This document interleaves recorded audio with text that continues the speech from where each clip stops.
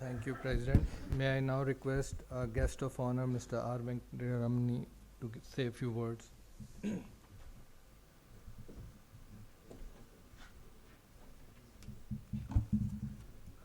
Let me first express my delight and pleasure in inviting and treating my worthy comrades at the bar, Ms. Farzana, Siu, CR, Gaurav, and Roshan, in that order. It's interesting to note that when we rub shoulders with our comrades in law, outside the courtroom, that we come to know many wonderful things they've achieved in their life. I never knew that CU was a farmer, was a journalist, and I think he must have learned all that is worthy of learning in these two activities. You deal with land and deal with mind. What a wonderful thing you have done in your life. I think you deserve Bharat Citizens of India this honor, probably a little late in life, but better late than never. I thank you so much for being with us.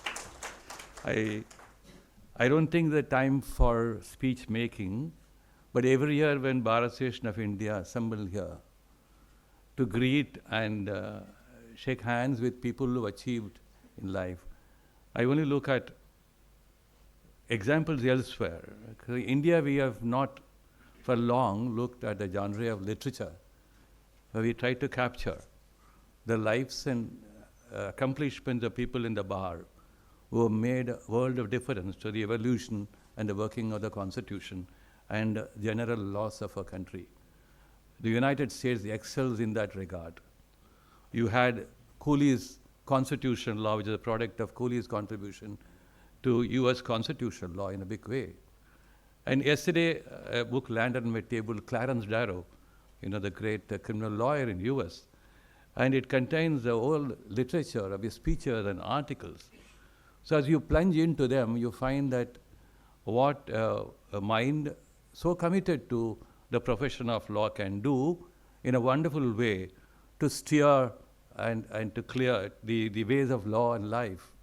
So therefore, Bharat Citizens of India will take pride year after year to look at each and every one of us who care for law, justice, and above all, to go beyond our little private concerns of earning a livelihood.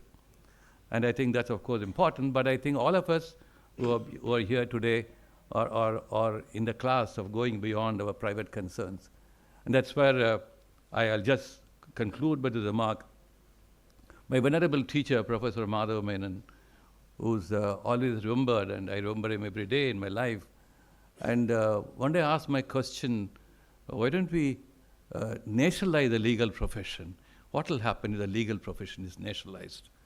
It is a very, thought-provoking question. I was wondering what will happen. Can it really happen at all? But put it differently, if all of us are committed to the majesty of law and the evolution of constitution, that what Gandhiji's talisman talks about, the last women and men are able to say that I am comfortable in my country because justice is at my doorsteps and justice is without a cost. And if therefore we are committed to that, what more better can happen?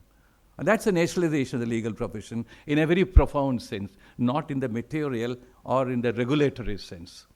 And I'm sure that Bharat Citizens of India will continue to dig deep more and more into the professional wealth of our country and find more and more even younger elements in our bar who has made a world of difference by contributing to the growth of law and justice. I see many of them here. I'm sure each one of you will be identified sooner or later. My very private, warm regards and congratulations to each and every one of you here.